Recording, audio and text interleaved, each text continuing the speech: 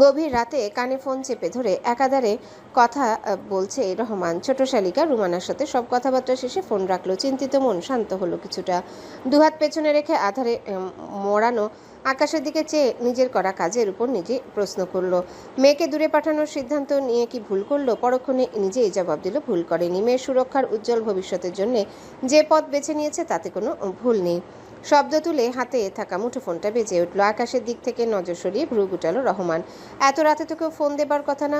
রুমানের সাথে যেটুকু কথা বলার ছিল তা তখনই সম্পূর্ণ করেছে। ফোন সামনে এনে সেভ করা নাম দেখে ভ্রু গোটানো ভ্রু বিরক্তিতে আরো কুচকে গেল। ধরবে না বলেও ধরল। দিনকাল ভালোই চলছে পাটোয়ারি সাহেব। খারাপ চলার মতো কিছু হয়নি।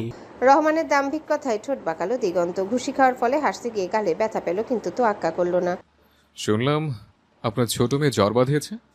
রহমান পূর্বের ন্যায় কঠিন গলায় বলল, শুনেছ যখন তখন তাই, সিজনাল ফিডার। যদি বলি আমার প্রেমে পড়ে আপনার মেয়ের জ্বর এসছে। মুখের কাঠিন্যতা ছেড়ে শব্দ করে হাসল রহমান। কণ্ঠে কৌতুকতা মিশিয়ে বলল, পাগলের সুখ মনে মনে। দিগন্ত কম কিসে রহমানকে ফিরতি জবাব দিল তখনই। আসলেই তাই। এই যেমন আপনি আপনার নিছক একটা ভাবনায় সুখ খুঁজে পাচ্ছেন। রহমানের হাসি মুখে ঝামা পড়ল। গম্ভীর গলায় বলে উঠল, তোমার সাথে আমার মস্করা করার সম্পর্ক নয়। এত রাতে ফোন দিয়েছো কেন? দিগন্ত আয়সী ভঙ্গিতে বেডে হেলান দিয়ে পড়ল, মেয়ের চিন্তা আপনার ঘুম আসছে না, তাই সঙ্গ দিতে ফোন দিলাম। আফটার অল দিগন্ত তালুকদারের মন আপনার মতো ছোট না। রাগে চোয়াল আট হলো রহমানের। কিছুটা শক্ত কণ্ঠে বলল, ধরলাম মেয়ের চিন্তায় ঘুমাইনি আমি, কিন্তু তুমি রাত জেগে কি করছো? গুন্ডামি, মাতলামি আর অন্যর পিছে লাগা ছাড়া তো কাজ নেই। চুলে হাত দিয়ে ব্রেকবাস করতে করতে ঠোঁট জোড়া কিঞ্চিত প্রসারিত করলো দিগন্ত। আহা, প্রশ্নটা করে লজ্জায় ফেলে দিলেন যে পাটোয়ারি সাহেব। শ্বশুরের সামনে কিভাবে বলি তার মেয়ে আমার স্বপ্নে এসে বড্ড পীড়া দেয়? রাতকে রাত সে ভয় ঘুম আসে না। যদি আমি লজ্জাশীল না, তবে ম্যানার্স ভালো বলে কথাটা বলতে পারলাম না। কাল ফুলিয়ে বড় শ্বাস ছাড়ল রহমান। এই ছেলের কথার মার পেছে কিছুতেই পড়বে না। তাচ্ছিল্যতার সাথে বলল, নিজের লিমিটের মধ্যে থেকে বলেছি আমার মেয়ে থেকে দূরে থাকবে। ভুলে গেলে এই তোমার কথার দৌড়। দিগন্ত পাল্টা প্রশ্ন করলো, আমাকে কখনো সচক্ষে দেখেছিলেন আপনার মেয়ের আশেপাশে? না। এক্স্যাক্টলি, এটা আমার কথার দৌড়। একটা জোয়ান ছেলের কথার কাছে চুল পাক ধরা রহমানের কথা টক্কর খাচ্ছে। ভাবলেই রক্ত চলকে উঠছে রহমানের। রাগী গলা হুঙ্কার ছেড়ে বলল, আদব কায়দাহীন ছেলে, বড়দের সাথে কিভাবে কথা বলতে হয় জানে না। ফোন রাখো। কান থেকে ফোন নামিয়ে দুপাশে না ভঙ্গিতে মাথা নাড়ালো দিগন্ত। আফসোসের সুরে বলল, কি জ্বালা, দিগন্ত তালুকদারের সাথে কথায় না পেরে লোকটা চেতে গেছে। কয়েকদিন রেস্টে থেকে বেলা এখন পুরোপুরি সুস্থ। আজও রেজাল্ট বেরিয়েছে। পাটোয়ারি বাড়ি আনন্দে মেতে আছে। গোল্ডেন প্লাস পেয়েছে বেলা। রেজাল্ট পাওয়ার পর থেকে খাওয়া দাওয়া আর আদর যত্নের কমতি নেই। বাবু সেজে সবার আদর্শ হাক দেখছে বেলা। সাথে মাথায় বিরাট ফোন দিয়ে আসছে রহমান। পাটোয়ারি হাত বোঝাই করে মিষ্টির প্যাকেট এনেছেন। মেয়ের সাথে কথাবার্তা শেষ করে আবারও ছুটল নিজের কাজের উদ্দেশ্যে। এতক্ষণ বেলা চাতক পাখি নিয়ে অপেক্ষা করছিল। যেই না রহমান চলে গেল অমনি আমেনার কাছে জেদ ধরলো তালুকদার বাড়ি যাবে। আমেনাও সাত পাঁচ না ভেবে বৃষ্টির সাথে যাওয়ার পারমিশন দিয়ে দিল।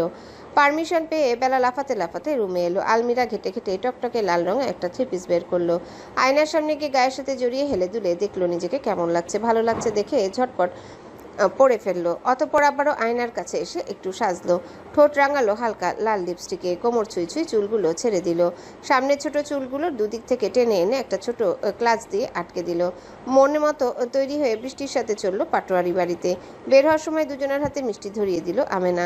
ঘণ্টাখানেক হয়েছে তালুকদার বাড়ি এসেছে বেলা, কিন্তু মনটা ভার হয়ে আছে। যার জন্য এত আয়োজন করে এলো সে বাড়িতে নেই। সবাই ড্রয়িং রুমে বসে গল্প করছে। কথা বলার এক ফাঁকে মাইশা খেয়াল করলো বেলার মনোযোগ নেই। বেলা, কি হয়েছে? মন খারাপ? মাইশার কথার উত্তর দিতে ইচ্ছে হলো না। বেলা সবাই উপস্থিত থাকলেও দিশা রুমে ভাত ঘুম দিয়েছে, তাই উঠে দাঁড়িয়ে বলল, তোমরা কথা বলো, আমি বরং দিশাপুর ঘুম ভাঙিয়ে আসি। বানিয়কে আটকাতে চাইলে মিতালি থামিয়ে দিল। বেলাকে যেতে বলল। বেলাও আর দাঁড়ালো না, সিঁড়ি বেয়ে উপরের দিকে হাঁটা ধরলো। মাইশা কিছুটা অবাক হলো, প্রশ্ন করলো, অথচ বেলা শুনেও উত্তর দিল না। তবে সবার কথাবার্তার মাঝে ভুলে বসলো এই ছোট ব্যাপারটা। উপরে উঠে দিশার রুমের সামনে এসে থামলো বেলা। হাট খোলা গেট দিয়ে দেখলো ভেতরের দিকে হাত পা ছড়িয়ে ঘুমাচ্ছে দিশা। তা দেখে আবারও হাঁটা ধরলো বেলা। দোতলার সবচেয়ে শেষের রুমে এসে থামলো আবারও। ভিড়ানো দরজাটায় হাত দিয়ে ঠেলা দিল, খুলে গেল দরজাটা। গটগট পায়ে রুমের ভেতর এলো বেলা। চোখ ঘুরিয়ে ঘুরিয়ে পুরোটা দেখলো। অতঃপর মুখ ফুটে দুঃখী গলায় বলল, রুম আছে কিন্তু রুমের মানুষটা নেই। কত তালবাহানা করে এলাম, কাজের কাজ কিছুই হলো না। পুরো রুম ব্যালকনি ঘুরঘুর করলো বেলা। পরিপাটি ঘর দেখে মুখ ভ্যাটকালো। দিগন্তের অ্যাস্ট্রের কাছে এসে ঠোঁট কামড়ে ধরে তাকিয়ে থাকলো কিয়ৎক্ষণ, অতঃপর হাত উঠিয়ে আলতো ধাক্কা দিয়ে মেঝেতে ফেলে দিল সেটা। ট্রেতে জমা থাকা সিগারেটের ছাইগুলো ফ্লোরের কিছু জায়গায় ছড়িয়ে গেল, তা দেখে হাসলো বেলা। পা ঘুরিয়ে এলো কালো কাউচটার কাছে, একটা সাদা শার্ট রাখা সেখানে, হাতে তুলে নিল সেটা। ছোট ছোট পা ফেলে দিগন্তের বেডসাইড টেবিল থেকে নীল মার্কারটা নিল। মেঝেতে হাঁটু গেড়ে বসে ভাঁজ করে রাখা শার্টটা খুললো পুরোপুরি। মার্কার হাতে ইচ্ছে মতো আঁকিবুকি করলো তাতে। শেষ করে মুখের সামনে তুলে ধরলো। ঠোঁট জুড়ে খেলে গেল বিস্তর হাসি। অতঃপর শার্টের এক জায়গায় টুপ করে ঠোঁটের ছাপ বসিয়ে দিল। হালকা লিপস্টিক দেওয়ার কারণে সাদা শার্টে সেটা স্পষ্ট বোঝা গেল না, তা দেখে হাস্যরত মুখ কালো হলো। কান্না এলো বেলার। শার্টটা সেখানেই ফেলে রেখে ধূপধাপ করে দৌড় লাগালো দিশার ঘরের দিকে। এসে দিশাকে ধাক্কাধাক্কি করে ডাকলো, কিন্তু দিশার ঘুমের কাছে বেলার সে ডাক হার মানলো। দিশাকে ছেড়ে দিয়ে ও ড্রেসিং টেবিলের কাছে এসে হাতড়ে সব জায়গা দেখলো বেলা। অবশেষে নিচের ড্রয়ারে এসে পেল একটা লাল লিপস্টিক। গাঢ় করে ঠোঁট রাঙিয়ে পুনরায় ছুটলো দিগন্তের রুমের দিকে। রুমে এসে ফেলে রাখা শার্ট হাতে নিয়ে পূর্বের জায়গায় ঠোঁট ছোয়ালো। এবার ঠিক আছে, দাগ স্পষ্ট বোঝা যাচ্ছে দেখে মন খুলে হাসলো। যেভাবে গুছিয়ে রাখা ছিল সেভাবে গুছিয়ে কাউচের উপর রাখলো। উল্টো ঘুরে রুম থেকে চলে যাওয়ার জন্য কয়েক পা আগাতেই খট করে শব্দ ভেসে এলো। চলন্ত পাদয় থেমে গেল মুহূর্তে। শব্দের উৎসের দিকে চোখ ঘোরাতে মাথায় বাজ পড়লো বেলার। চোখ বড় বড় করে চেঁচিয়ে উঠল। আপনি কখন এলেন? টাওয়েল দিয়ে মুখ মুছতে মুছতে ওয়াশরুম থেকে বের হচ্ছিল দিগন্ত। বেলার কণ্ঠস্বর কানে লাগতে চোখ পড়ল ওর দিকে। মিনিটখানেক সময় নিয়ে দেখলো কে, অতঃপর বলল, আমার রুমে কি করছিস? বেলা চোখ ছোট ছোট করে দিগন্তের দিকে এক আঙ্গুল তাক করে বলল, আমি না আগে প্রশ্ন করলাম, উত্তর দিন। নিজেদের মধ্যকার দূরত্বটুকু মিটিয়ে বেলা সামনাসামনি এলো দিগন্ত। ভ্রু নাচিয়ে বলল। বেশি সাহস দেখাচ্ছিস না? বেলার দু ঠোঁট নাড়িয়ে উচ্চারণ করলো, না তো, আমি এই গেলাম আর আসলাম, এর মাঝে আপনি হুশ করে উড়ে এলেন, চলে এলেন কেন? দিগন্তের নজর আটকালো বেলার নাড়িয়ে নাড়িয়ে কথা বলা গাঢ় লালচে অধরের দিকে। সেখান থেকে চোখ সরিয়ে নিয়ে ধমকের স্বরে বলল, ঠোঁটে কি দিয়েছিস? বিচ্ছিরে লাগছে। দিগন্তের এহেন মন্তব্য ভেতরে ভেতরে ডাক কাটলো বেলার। বাইরে তার ছাপ পড়ল না, সোজা বলল, আপনার জন্য দিইনি, যার জন্য দিয়েছি তার ভালো লাগলেই চলবে। দেখছে না সেজেছিও। বলেই কিঞ্চিত ভাব নিয়ে খোলা চুলগুলো হাত দিয়ে নাড়ল বেলা। শান্ত চোখ জ্বলে উঠল দিগন্তের। হাতের ভেজা টাওয়েলটা সজোরে মেঝেতে ফেলে দিল। তড়িৎ গতিতে বেলার চোয়াল চেপে ধরে বুড়ো আঙ্গুলের সাহায্যে লিপস্টিকটা মুছে দিতে চাইল। কিছুটা ওর আঙ্গুলে উঠল, বাকিটুকু বেলা ঠোঁটের চারপাশে ছড়িয়ে গেল। হিসিয়ে বেলাকে বলল, মুখে খুব ক্ষয় ফুটেছে, অসভ্য মেয়ে। আর কখনো এসব দেখলে আগুন লাগিয়ে দিব।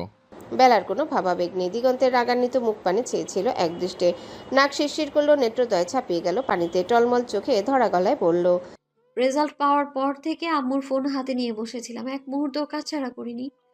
কান্নার বেগ বাড়তে চাইল বেলার। ঠোঁটে ঠোঁট চেপে আটকা আটকা গলায় বলল, এতক্ষণ এত কথা বলেন, কিন্তু যেটা বলার সেটাই তো বলেননি। হাতের জোর ঢিলা করলো দিগন্ত। শান্ত গলায় বলল, বেলা, কাঁদবি না। দিগন্তের বলতে দেরি হলো না, এদিকে বেলার চোখ গড়িয়ে টুপটুপ করে অশ্রুবিন্দু ঝরে পড়তে লাগলো। বিদ্যুৎ স্পৃষ্টের ন্যায় ঝলকে উঠল দিগন্তের অন্তঃস্থল। দিশেহারা হলো সে। বেলার দুগাল আঁকড়ে ধরে আদুরে গলায় বলল, চুপ, কাঁদবি না। তোর কান্না আমার জন্য ক্ষতিকর। এবার কান্নার সাথে হেঁচকিয়ে উঠল বেলার। দিগন্ত ফাঁকা ঢোক গিলল। কণ্ঠ খাদে নামিয়ে মোলায়েম স্বরে বলল, শ্, কান্না থামা শোনা, আমি এলোমেলো হয়েছে। বেলা হেঁচকি আর কান্নার মাঝে থেমে থেমে বলল, আপনি খারাপ। সায় জানিয়ে ঠান্ডা গলায় বলল দিগন্ত, খুব খারাপ। বলেননি কিছু? সময় হলে বলবো। বিচ্ছিরি বলেছেন, আমার লিপস্টিক নষ্ট করেছেন। বেলার কান্নারত মুখাবব আর কণ্ঠস্বর বেকাবু করে ফেললো দিগন্তকে। ভেতরের অস্থিরতা চূড়ান্ত পর্যায়ে, সাথে বেলার অভিযোগগুলো ওর ভিত নাড়িয়ে দিতে সক্ষম। সহসা বেলা মুখের সামনে নিজের দাবাং হাতটা আলগোছে মেলে ধরল। মুখ নামিয়ে বেলার ঠোঁট বরাবর নিজের হাতে উপরেই চুমু এঁকে দিল। অতঃপর বেলার কপালে কপাল ঠেকে গভীর স্বরে বলল, ভুল করেছি সোনা, চুপ কর প্লিজ। আমার সহ্যের বাঁধ ভেঙে যাচ্ছে। তোর কান্নারতি রূপ আমার দুর্বলতা। দিগন্তের কাজে আর কথায় নিঃশ্বাস ভারী হয়ে উঠেছে বেলার, কিন্তু চোখের পানি থামাতে পারছে না, নিজে থেকে গড়িয়ে চলেছে। সাথে একের পর এক হেঁচকিত আছে। দিগন্ত দাঁত মুখ খিচিয়ে ধাক্কা দিয়ে দূরে সরিয়ে দিল বেলাকে। পাগল করে দিয়েছে ওকে। হাত উঠিয়ে পেছনের দিকে চুল খামচে ধরে রাগী গলায় বলল, উফ, কান্না থামাচ্ছিস না কেন? আর আসবি না আমার আশেপাশে? বেয়াদব একটা। কেঁদে কেটে আমাকে এই দিগন্ত তালুকদারকে সিরিয়াস করছিস? অসভ্য মেয়ে মানুষ। বলেই ঝটপট পা চালিয়ে রুম ছেড়ে চলে গেল বাইরে। বেলা আগের জায়গায় চুপচাপ দাঁড়িয়ে থাকলো। অবশেষে আবারও কাউচের কাছে গিয়ে দিগন্তের সাদা শার্টটা হাতে নিল। ঠোঁটের চারিপাশে ছড়িয়ে থাকা লিপস্টিকগুলো সেই শার্টেই মুছলো। অতঃপর সেটা এনে দিগন্তের বেডের উপর এলোমেলো ভাবে রেখে চোখের পানি মুছে নিচে যাওয়ার জন্য পা বাড়ালো। তোর চোখে মুখের অবস্থা এরকম কেন? দেখে মনে হচ্ছে কেঁদেছিস। নিচে নামতেই বেলার চোখ মুখ ভালোভাবে পরখ করে প্রশ্ন ছুড়ল বৃষ্টি। বেলা ধপ করে বৃষ্টির পাশে বসলো। কাঁদবো কেন? দিশাপুর ঘুম মারাত্মক করা। ডাকতে ডাকতে আমার চোখ মুখের অবস্থা খারাপ করে ফেললাম, তাও ভাঙাতে পারলাম না। মিতালি বেলার কাছে এসে ওর মাথায় আদর করতে করতে বলল, ওটা ওরকমই, ঘুমালে আর দিন দুনিয়ার হোশ থাকে না। এত কষ্ট করতে গেলি কেন? না জেহাল হয়ে এলি শুধু শুধু। বেলা আর চোখে ড্রয়িং স্পেসের পুরোটাতে নজর বুলালো। দিগন্তের ছোঁয়াও দেখা নেই। একটা স্বস্তির শ্বাস টেনে আরেকটু আয়েশ করে বসলো। ওপর থেকে সদ্য ঘুম ভাঙা দিশা জুবুথুবু পায়ে হেঁটে এলো। পিছন থেকে বেলার গলা দু হাত দিয়ে জড়িয়ে ধরে ম্যারম্যারি গলায় বলল, কখন এলি? আমাকে ডাকবি না? রেজাল্টে তো কোপ মেরেছিস, চল এখন ট্রিট দিবি। বেলা অসহায় মুখে বলল, ডাকলাম তো কত করে, তোমার যে ঘুম বাবা চুরি করে নিলেও টের পাবা না। বেলাকে ছেড়ে মেকি হাসলো দিশা। মাথা চুলকিয়ে ক্যাবলার মতো বলল, ডেকেছিলি? আসলে ঘুমের মাঝে স্বপ্নের সাগরে ভেসে যাই তো, তাই কিছু টের পাই না রে। দিশার বলার ভঙ্গিমা দেখে মিতালি, বৃষ্টি, বাণী আর মাইশা হেসে দিল। এদিকে বেলা মনে মনে খুশি হলো। দিশা যেহেতু কিছুই টের পায়নি, তাহলে এতক্ষণ যা যা করেছে সেসবের কিছুই জানে না। মালটা বানালি কেন জলটা মেশালি, তোকে দেখে গাইছে এমন রিমিক্স কাওয়ালি। গানের আওয়াজে বিরক্ত হলো দিগন্ত, চেঁচিয়ে উঠল। এই গান থামা। দিগন্তের চিৎচিরে বিরক্ত দেখে পৈশাচিক শান্তি পেল রায়হান। গান থামার বদলে আরো জোরে জোরে বাজাতে শুরু করলো। ক্লাবের ছেলেগুলো উড়াধুরা নাচছে। হাতের ক্যানটা শেষ করে বিয়ারের আরেকটা ক্যান তুলে নিল দিগন্ত। রায়হান ওর পাশে এসে গলা ছেড়ে গানের সাথে তাল মিলিয়ে সুর ধরল। ফুসেতে তোকে বানিয়েছে আলি, তোকে দেখে গাইছে এমন রিমিক্স কাওয়ালি। মাত্রাতিরিক্ত বিরক্তি নিয়ে হাতের ক্যানটা রায়হানের দিকে ছুঁড়ে মারল দিগন্ত। গান থামাতে বলেছি না? এক অশান্তিতে পড়ে আছে আর এক অশান্তিময় গান জুড়ে দিয়েছিস, হারামজাদার দল। রায়হান ক্যানটা ক্যাচ ধরে ভ্রু নাচিয়ে বলল, কোথায় অশান্তি হচ্ছে একবার বল ভাই, এখনই ডাক্তারের কাছে নিয়ে যাচ্ছি, বেস্ট চিকিৎসা দিবে। দিগন্ত তেরা গলায় জবাব দিল, সুদূর বুদুর আলাপ মারাও। না চল উঠ, তোকে ডাক্তারের কাছে নিয়ে যেতেই হবে। চোখ মুখ ভালো ঠেকছে না, ভেতরে মনে হয় বিরাট অসুখ ধরিয়েছিস। দিগন্ত বসা থেকে উঠে রায়হানের পায়ে জোরে লাথি বসালো। রায়হান চোখ মুখ কুঁচকে বলল, সব সময় আমার সাথে লাথালাথি করিস কেন বেটা? আমি তোর শুভাকাঙ্ক্ষী, বউ না। পা সামলায় রাখবি এখন থেকে। বলতে না বলতেই আবারও একই জায়গায় লাথি পড়ল। দাঁতে দাঁত চেপে পড়ল, শালাই তোর এই পা নিয়ে বউ খুঁজতে যাবো কাল। আজ ভেঙে গেলে তুই আজ জীবন বেলার থেকে দূরে ভাগবি আর অশান্তিতে ভুগবি। দিগন্ত গম্ভীর গলায় বলল, কোথায় যাবি? চট্টগ্রাম, কাল বউ নিয়েই ফিরবো। পুরো চট্টগ্রাম তন্ন তন্ন করে খুঁজবো, প্রয়োজন পড়লে টর্চ লাইট সহ তোকেও নিয়ে যাব। যা, কিছুই নেই, বউ পাবি না। ব্যথাতুর মুখে ভ্রু কুঞ্চিত হলো রায়হানের। দিগন্তের দিকে প্রশ্ন ছুড়ল। কেন পাবো না? ভাবগম্ভীর গলায় পকেটে হাত গুটে শতান হয়ে দাঁড়িয়ে দিগন্ত বলল, আমি বলেছি তাই। আগে নিজের ক্যারিয়ার গোছা, তারপর বউর দেখা পাবি। অবাক হলো রায়হান। বিস্মিত গলায় বলল, কি বলছিস? ফর দ্য ফার্স্ট টাইম দিগন্ত তালুকদার কাউকে বলছে ক্যারিয়ারের কথা। দিগন্ত একটা বড় শ্বাস টেনে বলল, বলছি, গুন্ডামি করে বউ বলতে চাইলে সারা জীবন হারিকেন দিয়ে খোঁজেও বউ পাবি না। তুই হঠাৎ আমার ক্যারিয়ার নিয়ে পড়লি কেন? দিগন্ত ঘাড় ঘুরিয়ে রায়হানের দিকে তাকিয়ে বলল, তোর উজ্জ্বল ক্যারিয়ারের উপর আরেকজন ডিপেন্ড করবে। নিজের জীবন না গোছালে তার জীবন গুছিয়ে দিতে পারবি না। ভাবুক হলো রায়হান। দিগন্তের কথার মানে বুঝতে সময় নিল। দিগন্তর হাত থেকে বিয়ারের ক্যানটা টেনে নিয়ে বাকি ছেলেদের সাথে আড্ডা দেওয়া শুরু করলো। আপাতত সব ভুলে এসবেই ডুবে রাখলো নিজেকে। সারাদিনের ক্লান্ত শরীর নিয়ে বাড়ি ফিরল রহমান। বেতের সোফায় গা ছেড়ে হাঁকছিল বেলা আর বৃষ্টির নাম ধরে। আমেনা ঠান্ডা পানির গ্লাস হাতে রহমানের কাছে আসলো। রহমান পানি পান করে গ্লাস আমেনার হাতে দিতে দিতে বলল, মেয়েরা এলো না যে, ঘুমিয়ে পড়েছে? ওরা আপার বাড়ি গিয়েছে, সন্ধ্যার আগে আসতে চেয়েছিল। কথা কিন্তু আপা ছাড়েনি, গিয়েছে যখন।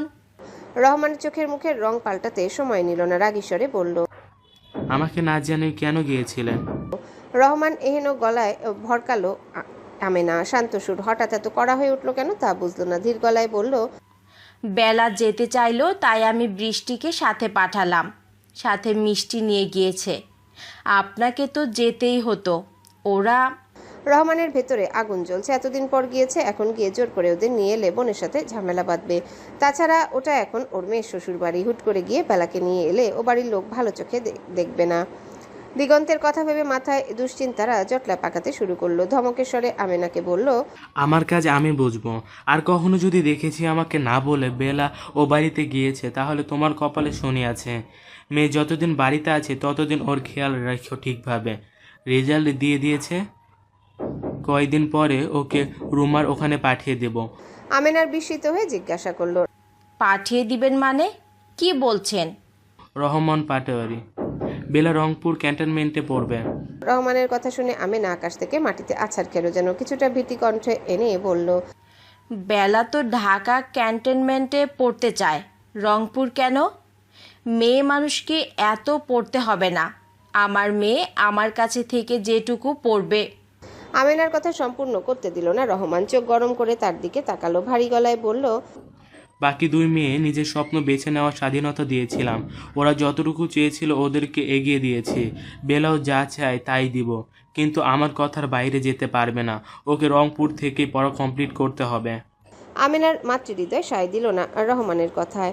চুপচাপ ঠায় দাঁড়িয়ে রইল। বাড়তি বয়সে মেয়েকে দূরে রাখার মানসিকতা তাদের কোনো কালেই ছিল না।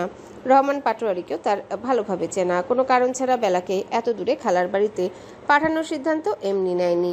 সাদা শার্টটা চোখের সামনে মেলে ধরে সরু চোখে তাকিয়ে আছে দিগন্ত। ইচিং মিচিং অঙ্কন আর লাল রং এর দাগে ছড়াছড়ি। বুকের কাছে দুটো ঠোঁটের চিহ্নের দিকে নজর আটকালো। কিছুক্ষণ চেয়ে থেকে স্বল্প বিস্তর হাসলো আনমনে। অতঃপর ভালোভাবে ভাঁজ করে কাবার্ডের সবচেয়ে উপরের তাকে গুছিয়ে রেখে দিল। পা টিপে টিপে দিগন্তের ঘরের সামনে এলো বেলা। হাত পা কাঁপছে। মিতালি ওর হাতে কফি ধরিয়ে দিয়েছে। আসবে না বলে কত গাইগুই করলো, কিন্তু কাজে দিল না। কফি হাতে দরজার সামনে দাঁড়িয়ে আছে। এত রাতে মানুষ কফি কিভাবে খায় মাথায় এলো না বেলার। এখন খেলে কি ঘুমাতে পারবে, প্রশ্নটা খুব করে মাথায় ঘুরপাক খাচ্ছে। ভাবনার মাঝে হঠাৎ সম্মুখের দরজা খুলে যাওয়াতে হকচকিয়ে গেল। মাথা তুলে সামনের বিশাল দেহী পুরুষটাকে দেখে মাথা ঘুরতে লাগলো বেলার। ভয় না, দিগন্তের লুক দেখে মাথা ঘুরছে ওর। কালো টি শার্ট আর ট্রাউজার পরা ফর্সা দেহী সুদর্শন পুরুষ। হাতের মাংসল পেশিগুলো দৃশ্যমান, চুলগুলো এলোমেলো হয়ে আছে। ঢোক চাপার সময় গলার মাঝের অংশটাতে নজর আটকাতেই বেলার মাথা ঘোরার বেগ দ্বিগুণ বেড়ে গেল বেলার। হাতে থাকা কফির মুখটা কাঁপছে ভীষণভাবে। দিগন্ত দুই ভ্রুর মাঝে ভাঁজ ফেলে হেলে দুলতে থাকা বেলাকে দেখছে। গরম কফি ওর হাতের উপর পড়তে দিলে কফির মগটা ঝট করে নিজের হাতে টেনে নিয়ে ধমকে উঠল। এই বেয়াদব, এরকম দুলছিস কেন? বেলা মাথায় হাত রেখে বলল, আমি দুলছি না তো, আমার আশেপাশে সব কিছু দুলছে। কি? বলতে না বলতে শরীরের ভর ছেড়ে পড়ে যেতে চাইলো বেলা। দিগন্ত ঝট করে এক হাত বাড়িয়ে ওকে ধরল, নিজের দিকে টেনে এনে ঘাবড়ানোর স্বরে বলল, বেলা, শরীর খারাপ লাগছে? বেলার কান ভারী হয়ে এসেছে। সামনে সবকিছু কালো দেখছে। নিভু নিভু চোখে শুধু শুনতে পেল দিগন্ত কিছু বলছে। বেলাকে চোখ বন্ধ করতে দেখে অস্থির হলো দিগন্ত। একটু হেলে কফির মগটা ফ্লোরে রেখে দুহাতে ভালোভাবে ধরলো ওকে। গালে হাত রেখে ডাকলো কয়েকবার। বেলা অচেতন হয়ে পড়েছে। সময় ব্যয় না করে বেলাকে এনে বেডে শুইয়ে দিল। চোখে মুখে পানি ছিটা দিয়ে আরও কিয়ৎক্ষণ ডাকলো ওকে। মিনিট পাঁচেক পর আস্তে ধীরে চোখ খুলল বেলা। খুলেই আবার বুঝে নিল। দিগন্ত অস্থির চিত্তে বলল, বেলা, চোখ খোল। কেমন লাগছে বল আমাকে। বেলা চোখ বন্ধ রেখে ধীর আওয়াজে বলল, আপনাকে দেখে মাথা ঘুরছে, আপনি এত সেজেছেন কেন? এহেন পরিস্থিতিতে বেলার কথা শুনে দিগন্ত বোকা বনে গেল। মুখ কুচকে নিয়ে ধমকের সুরে বলল, হোয়াট? কি বলছিস? আপনি বাড়িতে এরকম সেজেগুজে বেড়ান? ওই আগে তো এত সুন্দর ছিলেন না, এখন আপনাকে দেখতে এতটা সুন্দর কেন লাগে? মাইশাপু এই বাড়িতে থাকে, আপনি এখন ইচ্ছে করে সেজেগুজে বেড়ান, তাই না? বেলার কথা শুনে দাঁতে দাঁত পিষল দিগন্ত। হুট করে ওর চেতনা হারাতে অনেকটা ভয় পেয়েছিল। একটা বড় শ্বাস টেনে নিজের মধ্যে থাকা উদ্বিগ্নতা ঝেড়ে ফেলল। অতঃপর বেলার হাত ধরে ওকে এক ঝটকায় শোয়া থেকে বসিয়ে দিল। হাত টান খেয়ে চোখ খুলল বেলা। দিগন্তের দিকে চোখ পড়তেই অবাক হলো। চোখ জোড়া লাল হয়ে গিয়েছে। একটা শুকনো ঢোক গিলে বলল, একটা কথা বলবো? দিগন্ত ধমকে বলল, না, বের হো রুম থেকে। তোকে না বলেছিলাম আমার আশেপাশে আসবি না? দিগন্তর কথা শুনতে চাইছে দেখে বেলার জেদ বাড়ল। গাল ফুলিয়ে বলল, আমি বললাম না একটা কথা বলবো, বলবো মানে বলবোই। দিগন্ত শক্ত কণ্ঠে বলল, তোর মতো বেয়াদব মেয়ের কোনো কথা আমি শুনবো না। আমি তাও বলবো। দিগন্ত গরম দৃষ্টিতে তাকালো বেলার দিকে। বেলাও শক্ত চোখে দিগন্তের দিকে তাকিয়ে আছে। জেদি গলায় বলতে শুরু করলো, আপনাকে আমার ভালো লাগে, আপনি মাইশাপুর থেকে দূরে থাকবেন। গরম চোখ জোড়া নিভে গেল দিগন্তের। দুহাত বুকে চেপে ভাব গম্ভীর গলায় বলল, তোর কথায়? বেলা সোজা উত্তর করলো। হ্যাঁ। তোর বাপ আবার আমাকে বলেছে তোর থেকে দূরে থাকতে। আমি দূরে আছি। বাপ মেয়ে দুটোর এত সাহস, আমার উপর হুকুম চালানোর চেষ্টা করিস? বেলা চোখ টলমলে হলো, তেরা গলায় বলল। আব্বু কিছুই বলেনি। আপনি মাইশাপুর জন্য ইচ্ছে করে এসব শোনাচ্ছেন আমায়? কড়া স্বরে আওড়ালো দিগন্ত। আরেকবার মায়েশাকে টেনে কিছু বললে থাপড়ে দাঁত নড়িয়ে দেব। চোখের পানি ছেড়ে দিল বেলা। ফুঁসে উঠে হাঁটু গেড়ে দিগন্তের কাছাকাছি এলো। ওর বুকের কাছে টি শার্ট এক হাতে জোরে মুঠো করে ধরে চিবিয়ে চিবিয়ে বলল। বলেছি না আপনাকে আমার ভালো লাগে। ভালো লাগে মনে বোঝেন না? ভালো লাগে মানে ভালো লাগে। কেন মাইশাপুর সাথে আপনার বিয়ে দিতে চাইছিল নাকি দাদি? মাইশাপু ভালো মেয়ে না, আপনার সাথে মানাবে না, একদম বাজে লাগবে। বাজে মানে বাজে, খুবই বাজে লাগবে। আমি ভালো মেয়ে। কথাগুলো এক নিঃশ্বাসে বলছে আর কাচ্ছে বেলা। শেষ হতে হেঁচকি উঠে গেল। দিগন্ত নিরেট চোখে বেলার মুখের দিকে তাকিয়ে আছে, মুখভঙ্গিমা একদম শান্ত স্বাভাবিক। বেলা ওকে ছেড়ে ধূপধাপ পা ফেলে চলে গেল। বেলা চলে যেতেই দিগন্তের অধরে আবারও খেলে গেল স্বল্প হাসির ঝিলিক। জুনায়েদ তালুকদার আর জয়নাল তালুকদারের সহ বাড়ির সবাই একসাথে রাতের খাবার খাচ্ছে। দিগন্ত বাদে তালুকদার বাড়ির প্রত্যেকে রয়েছে। বেলা খাওয়ার মাঝে ঘাড় উঠিয়ে কয়েকবার দেখলো দিগন্ত আসছে কিনা, কিন্তু দিগন্তের দেখা পেল না। ভারী অবাক হলো। এত বড় রাত কফি খেয়ে পার করে দিবে নাকি? খাওয়ার ফাঁকে ফাঁকে বেলা আর বৃষ্টির সাথে ভালো মন্দ কথা বলছে বাড়ির দুই কর্তা। মিতালি আর বাণী ছোটাছুটি করে কার কি লাগবে তা দেখছে। দিহানের পাশে দিশা বসেছে। এক লোকমার খাবার মুখে পুরে মিনিটের পর মিনিট পেরিয়ে যাচ্ছে, কিন্তু ওর খাওয়া শেষ হচ্ছে না। টেবিলে রাখা ফোন এক হাত দিয়ে স্ক্রল করছে আর খাচ্ছে। দিশার কাজ দেখে ওর মাথায় বাড়ি মারল দিহান। অনেকটা জোরেই মেরেছে। সহসা খেকিয়ে উঠল দিশা।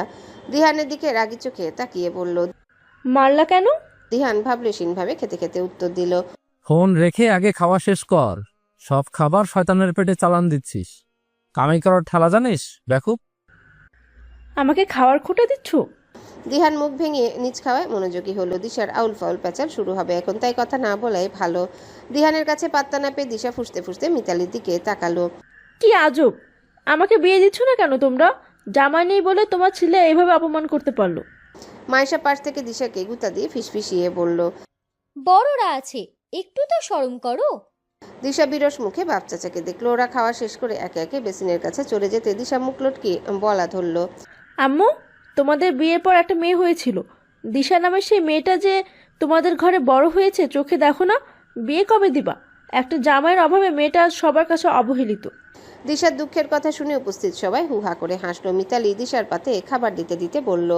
তোর বাপ আমাকে বিয়ে করতে আসছিল বলে আমি করেছি। এখন তোর জামাই তোকে বিয়ে করতে না এলে আমার দোষ?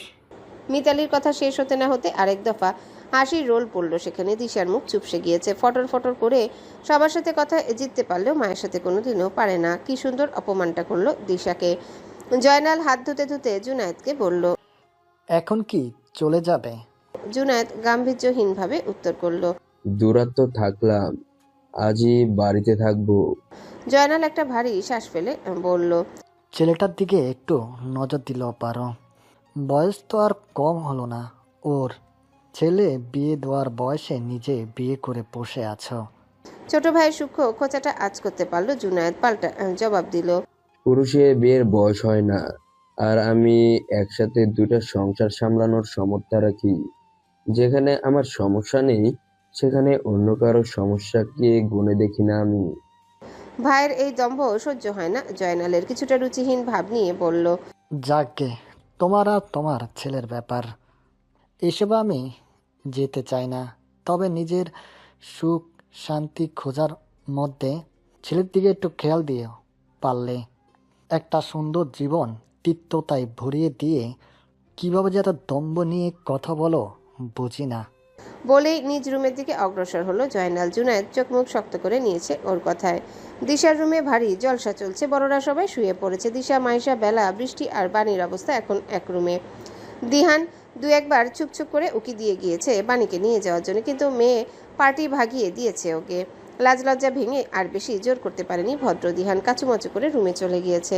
রুমের দরজা বন্ধ, ফ্যানের স্পিড সর্বোচ্চ। উজ্জ্বল আলো নিভিয়ে হালকা রঙের আলো জ্বলছে রুমময়। বিছানার উপরে ফোনে হাই ভলিউমে গান বাজছে, মাঝখানে 5 রমণী যে যার মতো এলোমেলো নাচছে। বানি আর মাইশা একটু নেচে হাঁপিয়ে উঠেছে, দুজনাই বেডে বসে হাঁপানি রোগীর ন্যায় হাঁপাচ্ছে। কিছুক্ষণ পর বৃষ্টি ওদের সাথে যোগ দিল, কিন্তু বেলা আর দিশা থামার নাম নেই। দুই পাগলের ঈদ লেগেছে যেন, হাসছে গাইছে আর লাফালাফি করছে। ক্লান্তি ওদের ছুতেই পারেনি বোধহয়। বানি ঠান্ডা পানি এনে মাইশা আর বৃষ্টিকে দিল, বাকি দুজনকে ডাকলো, কিন্তু তারা তাদের মতো মাস্তিতে ব্যস্ত। অবশেষে ফোন হাতে নিয়ে গান অফ করে দিল। গান বন্ধ হতে একসাথে চেঁচালো দিশা আর বেলা। আমার নাচা শেষ হয়নি আপা, গান দাও। দিশা বলতে চাইলো, তার আগে বানি চোখ পাকিয়ে বলল, মার খাবি দুজনে, অনেক নেচেছিস, আর না শরীর খারাপ করবে। দিশা ধরাম করে হাত পা মেলে বেডে শুয়ে পড়ল। জোরে ঘুরতে থাকা সিলিং ফ্যানের দিকে তাকিয়ে আফসোসের স্বরে বলল, না, আমার ভাইও বেরসিক, ভাবিও বেরসিক, দুটো বেরসিক মানুষ একসাথে, ভারী চিন্তার বিষয়। আমার ফুপিদের আসতে মনে হয় দেরি হবে। সরু চোখে দিশার দিকে তাকিয়ে আছে বানি। মাইশা আর বৃষ্টি ঠোঁট টিপে হাসলো গানিক। মাঝ থেকে বেলা ফট করে প্রশ্ন করে বসলো, কেন আপু, বেরসিক হলে কি বাচ্চা হয় না? লজ্জায় চোখ মুখ গরম হয়ে এলো বানির। মাইশা দাঁত দিয়ে জিভ কামড়ে ধরলো। বৃষ্টি কিছু না শোনার ভান করে ফোন হাতে নিয়ে ফেসবুকে ঢুকলো, কিন্তু দিশার মুখে লাগাম টানেকে এক হাত মাথায় ঠেকিয়ে আধা শোয়া হয়ে বেলাকে বলল, তুই আরেক গাধা, কার ভাগ্যে যে আছিস, ব্যাটায় মনে হয় কপাল পোড়া। কৌতূহলের শেষ নেই বেলার। হেঁটে এসে দিশার পাশে বসে হাত নাড়িয়ে প্রশ্ন করলো, আগে বলো না, বেরসিক কিভাবে হয়? রসিক না হলে কি বাচ্চা, ভালোবাসা, বিয়ে এগুলো কিছুই হয় না? বেলার জানার আগ্রহ দেখে নিজে খানিকটা দামি দামি লাগলো দিশার। গরুর মতো একটা ভাব নিয়ে কিছু বলবে তার আগে বানি হালকা স্বরে ধমকে উঠলো ওদের, তোরা দুজনে খুব পেকে গিয়েছিস বেলা, তোর এত জানার আগ্রহ কেন? তুই ছোট মানুষ। বেলা তৎক্ষণাৎ প্রতি উত্তর করে বলল, ধুর আপা, আর ছোট মানুষ বলবো না তো, কলেজে উঠেছি আমি। বানি মুখ খুললো কিছু বলার জন্য, কিন্তু বলতে পারলো না। এর মধ্যে বৃষ্টি ওর ফোন সামনে এনে সকলের উদ্দেশ্যে বলল, দেখো এই পেজের লাইভটা, একটু পরেই গান শুরু হবে। আগে অনেক গান শুনতাম এই পেজের, অনেক দিন হলো গান শুনিনি, আজ এত রাতে লাইভে এসে গান গাইবে। সবাই একসাথে জটলা হয়ে বসলো। বৃষ্টি হাতের ফোনটা মাঝখানে রাখলো। লাইভে একটা ছবি দেওয়া, সিন্ধু ও বাসনা পেজের নাম দিয়ে ছবিটা তৈরি। গিটারের টুংটাং আওয়াজ হচ্ছে, হয়তো হাত চালিয়ে গিটারে সুর তুলছে। ইতিমধ্যে লাইভ ভাইরাল হয়েছে। রাত হলেও হাজার হাজার মানুষ জয়েন হয়েছে গান শুনবে বলে। চোখ গড়িয়ে অঝোর ধারায় পানি গড়িয়ে পড়লো। মোছার প্রয়োজন বোধ করলো না মনা। মুছলেই যে আবার গড়াবে না তা তো নয়। বুক ভার হয়ে গেছে, শ্বাস টানতে কষ্ট হচ্ছে। কিছু স্মৃতি মুচড়ে উঠেছে অন্তরস্থলে। স্মৃতির পাতা আরেকটু খুলে দিতে চোখ বন্ধ করে নিল। এই গানের অজুহাতে প্রিয় মানুষটার আকর্ষণ পেতে চেয়েছিল যে শখানেক তালবাহানা খুঁজতো একটু বেশি সময় কাটানোর জন্য। ওর এক ঝলকে ভার্সিটির কত ছেলে দুর্বল হয়ে যেত। সেই সব ছেলেকে উপেক্ষা করতো যেই মেয়ে, সেই মেয়ের সাথে এত সময় কাটিয়েও এক ছেলে কি সুন্দর তাকে উপেক্ষা করত। মনা সেই উপেক্ষাতেই ছেলেটাকে গভীর মন দিয়ে বসেছিল। চোখ বুজে রেখেই পুরনো সেই মধুর স্মৃতিতে ডুবেছে মনা। বেশ খানিকটা সময় পর একটা সুরেলা মিষ্টি ভয়েস আওয়াজ ছাড়লো। গলা ছেড়ে গিটারে তালের সাথে তাল মিলিয়ে গান ধরলো। বেলা, মাইশা, দিশা, বানি, বৃষ্টি মন্ত্রমুগ্ধের ন্যায় গানে মনোযোগী হলো। তুমি তো আমায় ছেড়ে চলে গেছো অনেক দূরে, সুখে আছো শুনলাম আমি, ভাষাইয়া আমায় সুরে। তুমি তো আমায় ছেড়ে চলে গেছো অনেক দূরে, সুখে আছো শুনলাম আমি, ভাষাইয়া আমায় সুরে। কতটা যন্ত্রণাময় প্রতি রাতে জেগে থাকি, তোমার স্মৃতি অন্তরেতে ভাজে ভাজে সাজিয়ে রাখি। গানের মাঝপথে এসে লাইভটা পেয়েছে রায়হান। শুয়ে পড়েছিল ঘুমাবে বলে। ঘুমের আগে কাজের নাম্বারটা খোঁজার উদ্দেশ্যে আরেকবার ফোন হাতে নেওয়ায় বিরাট ভুল হলো। লাইভ সামনে আসতে গানের কয়েকটা লাইন শুনে শক্ত হয়ে থাকা চোয়ালে তাচ্ছিল্য ভরে হাসলো। কমেন্ট সেকশনে গিয়ে টাইপ করলো, অন্যকে কষ্ট দিয়ে হলেও সুখ খুঁজে নিয়েছিস, অকৃতজ্ঞ স্বার্থলোভী। এত এত কমেন্টের ভিড়ে রায়হানের সেই কমেন্টটা নজর এড়ালো না মনার। গলার কাছে কান্নাগুলো দলা পাকিয়েছে। লাইভ শেষ করে অবশ্যই থাকা শরীরটা টেনে বিছানায় নিয়ে গেল। মাঝ বরাবর হাত পা মেলে ঘুমিয়ে থাকা মেয়েকে টেনে এনে বুকের মাঝে নিল। ঘুমন্ত মেয়েকে জাপটে জড়িয়ে ধরে বাঁধ ভাঙা কান্নায় ভেসে গেল। প্রত্যাশার ছোট্ট শরীরটা ঘুমের মাঝে নড়ে চড়ে উঠল। পরক্ষণে আবারও গভীর ঘুমে তলিয়ে গেল। মেয়ের নড়চড় টের পেয়ে দুই ঠোঁট চেপে কান্নার বেগ থামানোর ব্যর্থ প্রয়াস চালালো মনা। কিন্তু কান্নাগুলো ভেতর থেকে ছিঁড়ে ফুঁড়ে বেরিয়ে আসছে আপন গতিতে। মনের ভেতর গোমড়াচ্ছে, ফুপিয়ে ফুপিয়ে কাঁদছে সে। রক্তলাল চোখে ফোনের দিকে তাকিয়েছিল দিগন্ত। গানের মাঝপথে ফোনটা সজোরে আছাড় মেরে ফেলে দিল। রাগে ক্ষোভে সমস্ত শরীর থরথরিয়ে কাঁপছে। দাঁত মুখ খিচিয়ে মেঝেতে পড়ে থাকা ফোনের উপর জোরে জোরে পদাঘাত করলো। গুঁড়ো গুঁড়ো হয়েছে ফোন, তাও শান্তি মিলছে না ভেতরে। এই আওয়াজ শুনলেই ভেতর থেকে ঘৃণা উগলে বের হয়। পেজটা সেদিনই ব্লক করে দিয়েছিল, কিন্তু লিস্টের অনেকে লাইভ শেয়ার দিয়েছে। ফোন চালানোর মাঝে হুট করে একজনের শেয়ারকৃত লাইভটা চলে আসে। বৃষ্টির সেই সুর আবারও দিগন্তের কানে বিষ ঢেলে দিল। বেডে বসে হাঁটুতে দু হাতে ভর রেখে ঠেস দিয়ে বসলো। পা জোড়া নড়ছে অনবরত, চোখ লাল হয়ে গিয়েছে। শক্ত মুঠো করা হাত কাঁপছে ভীষণভাবে। রাগের বশে হিতাহিত জ্ঞান শূন্য হয়ে পড়ছে। হাতের রগগুলো ফুলে ফেপে উঠেছে। বড় বড় শ্বাস টেনে নিজেকে স্বাভাবিক রাখার খুব চেষ্টা করছে দিগন্ত, কিন্তু ব্যর্থ। মাথা শূন্য লাগছে। কানের পাশে ভো ভো করে ঘুরছে অনেক মানুষের উপহাস, তাচ্ছিল্যময় কটুবাক্য, বিদ্রুপের হাসির ঝনঝন বিষাক্ত আওয়াজের মেজাজে খেয়ে হারিয়ে ফেললো। মুষ্টিবদ্ধ হাত সজোরে বাড়ি মারল কাঠের শক্ত হেডবোর্ডে। ফোনের নোটিফিকেশন চেক করতে গিয়ে পেজের লাইভ নোটিফিকেশনে চোখ আটকে গিয়েছিল ফাহাদের। পুরোটা সময় নীরবে শুনেছে গান। ব্যালকনির কাউচে বসে দুহাত বুকে চেপে বসে আছে, দৃষ্টি কালো আকাশের দিকে। খোলা জায়গার দরুন হড়হড় করে বাতাস এসে লাগছেও সারা গায়ে। অনুভূতি শূন্য সে। সামনে ফোন অবহেলায় পড়ে আছে। লাইভের শুরু থেকে শেষ পর্যন্ত এককভাবেই পড়ে আছে ফোনটা। গান শেষ হওয়ার পরপরই আঙুল চালিয়ে সুইচ অফ করে দিল। তারপর কাউচ ছেড়ে দ্রুত রুমে অগ্রসর হতে হতে তীক্ষ্ণ কটূক্তিময় গলায় আওড়ালো, স্কাউন্ডেল! ঘৃণাও আসে না, করুণাও আসে না। বাইক স্টার্ট দিতে দিতে সপ্তমবারের মতো পুনরায় দিগন্তের নাম্বারে ফোন দিল রায়হান। ফোন বন্ধ। দিশার নাম্বারে ফোন দিল, সেটাও বন্ধ। মেজাজের দফারফা হয়ে গিয়েছে, সাথে চিন্তায় মাথা ধরেছে। দিগন্ত নিশ্চয়ই লাইভ দেখেছে। লাইভে কমেন্ট করে তখনই চোখ লেগে গিয়েছিল রায়হানের। ঘুমিয়ে পড়েছিল। ভোরের দিকে হুট করেই ঘুম ভেঙেছে। উঠে এলোমেলো শরীরে ছুটেছে দিগন্তের বাড়িতে। ঘুমের কারণে ভুলে বসেছিল দিগন্তের কথা। আরেকবার ফোনে ট্রাই করলো, ফলাফল একই। তাই আর দেরি করলো না। ফোন পকেটে গুজে ছুটল। বিশাল ছাদের শেষাংশ জুড়ে সিগারেটের ছোট ছোট অসংখ্য ঠুটো ছড়িয়ে রয়েছে। মাঝ বরাবর একের পর এক পুশ আপ দিচ্ছে দিগন্ত। কপাল গলা বেয়ে ঘাম ছুটেছে, তবুও থামার নাম নেই। অলস পায়ে এক এক করে সব সিঁড়ি বেয়ে ছাদের দ্বার প্রান্তে এসে থামলো বেলা। সারা রাত ঘুম চোখে ধরা দেয়নি, তাই ভোর সকালে আর শুয়ে থাকতে পারল না। মিতালির সাথে রান্নাঘরে কিছুক্ষণ ঘুরঘুর করে ছাদের দিকে এলো, কিন্তু এসে আরেক বিপদে পড়ল। সামনের দৃশ্য দেখে মাথা ঘুরিয়ে উঠল। হাত দিয়ে দেয়াল ধরে মাথা দুদিকে ঝাঁকালো কয়েকবার। অতঃপর আবারও সামনের দিকে তাকালো। চোখের কালচে মণিজোড়া ঘুরিয়ে ঘুরিয়ে দিগন্তের আপাদমস্তক অবলোকন করলো। উপরিভাগে অর্ধ আবৃত বিশাল ঢোলাঢালা গেঞ্জিতে দিগন্তের প্রশস্ত বক্ষ ঠাউর করতে পারল। ফোলাফাপা মাংসল পেশি আর হাফ ধরে যাওয়া দরুন গলার মাঝের ফুলো অংশটুকুর অনবরত ওঠানামা দেখে আরেক চোট মাথা ঘুরল বেলার। পড়তে পড়তে সামলালো নিজেকে। অদ্ভুত অস্থিরতার উপলব্ধি করলো নিজের মাঝে। গাল ফুলিয়ে শ্বাস টানলো। নিচে থেকে কারো পায়ের আওয়াজ কানে ঠেকলো। হয়তো সিঁড়ি ভেঙে উপরে আসছে। চট করে মাথা হেলিয়ে নিচের দিকে তাকালো। মাইশা ব্রার সাথে উপরের দিকে আসছে। মাইশাকে দেখে ঘাড় ঈষৎ বাঁকিয়ে আবার অদূরে শেষ প্রান্তে কসরত করা দিগন্তকে দেখলো। তৎক্ষণাৎ ঠোঁট বাঁকিয়ে বলল, নো। পরক্ষণে দুর্বল শরীরটা ঝটকা মেরে টান টান করলো বেলা। পা চালিয়ে দ্রুত কদমে সিঁড়ি বেয়ে সোজা মাইশার কাছাকাছি এসে ব্রেক কষলো। বেলাকে এভাবে ছুটে আসতে দেখে হকচকালো মাইশা। এভাবে ছুটছো কেন? পড়ে ব্যথা পাবে তো। বেলা ঝটপট গলায় বলল, আপু একটু বাগানের দিকে যাও না। দ্বিতীয় সারির লেবু গাছটাতে দুটো পাকা লেবু দেখলাম। আমার কি যে লোভ লেগেছে ওগুলোর উপর, এনে দাও না গো। মাইশা অল্প বিস্তর হাসলো। আচ্ছা চলো, আমি পেরে দিচ্ছি। বেলা না ভঙ্গিতে মাথা নাড়িয়ে বলল, আমি যাব না। এত সিঁড়ি বেয়ে ওঠানামা করতে করতে কোমর ভেঙে যাবে আমার। একটু ছাদে থাকি কিছুক্ষণ, দিশা আপুর ফুলগুলো দেখি, তুমি ততক্ষণে নিয়ে আসো। মাইশা রাজি হলো বেলার কথায়। ঘুরে আবারও নিচে নেমে বাগানের দিকে পা বাড়ালো। মাইশাকে চলে যেতে দেখে বিজয়ের হাসি হাসলো বেলা। নিজের চালাকিতে নিজেই বাহবা দিল। দিন দিন বেশ চালাক হচ্ছে। অহমিকায় ফুলে ফেপে উঠলো ভিতরে। আবারও ধূপধাপ পা ফেলে সোজা চলে এলো দিগন্তের কাছাকাছি। চোখ সরু করে আওড়ালো। মেঝেতে এত জোরে মাথা কেন ঠুকছেন দিগন্ত ভাই? যদিও দিগন্ত পুশ আপ দিচ্ছে, কিন্তু বেলার কাছে দেখতে লাগছে ঢুসঢাস করে মেঝেতে কপাল ঠুকছে। বেলার কথা শুনেও শুনলো না দিগন্ত। বিক্ষিপ্ত মেজাজ নিয়ে পুশ আপ দিতে দিতে বলল, চলে যাও এখন। সরু চোখ জোড়া আরো খানিকটা শুরু হলো। চলে যাবে মানে? এলোই তো মাত্র। অপমানিত হলো বেলা। মাথার মধ্যে জেদ চাপলো। যাব না। চলে যেতে বলেছে। বললাম তো যাব না। বেয়াদবি করবি না বেলা, একা ছাড় আমাকে। বেলার জেদ যেন তত্তর করে বাঁধলো। দাঁত কিরমিরিয়ে বলল, যাব না মানে যাব না। দিগন্তের হাত থামলো। ঘাড় বাঁকিয়ে বেলার দিকে তাকালো। চোখ গরম করে বলল, মুখের উপর কথা বলছিস, অসভ্য মেয়ে। ভয় নেই জানে? বেলাও সোজা উত্তর দিল, ভয় লাগে না, ভালো লাগে। বেশি সাহস দেখাচ্ছিস। কিছুটা তেজি গলায় বলল বেলা। দেখাচ্ছি। বলেই দিগন্তের সামনে এসে ওর গেঞ্জির হাতা টেনে নামানোর চেষ্টা করলো। বেলার কাজ দেখে মুখ থেকে চু শব্দ বের করলো দিগন্ত।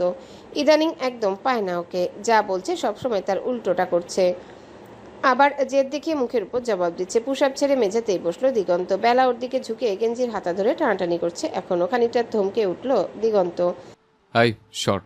বেলাও দিগন্তের মতো করে খিচিয়ে বলল। চুপ করেন। অবাধ্যতা দেখে দাঁতে দাঁত পিষল দিগন্ত। রাশভারী গলায় ডাকলো, বেলা। পাত্তা নেই বেলার। হাতা টেনে ধরে দিগন্তের চোখে চোখ রেখে রাগী গলায় বলল, আপনার কি জামা কাপড়ের অভাব?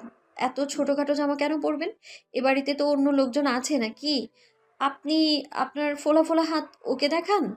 বলতে বলতে চোখ জোড়া ছাপিয়ে এলো বেলার। নিঃশ্বাস ভারী হলো, নাকের ডগা ফুলে উঠল, ভ্রুজোড়া বেঁকে গিয়েছে কিছুটা, গালদয়ে হালকা লাল ভাব হয়েছে। বেলার এহেন মুখশ্রী দিগন্তের তপ্ত মেজাজ কিছুটা শান্ত করতে সক্ষম হলো।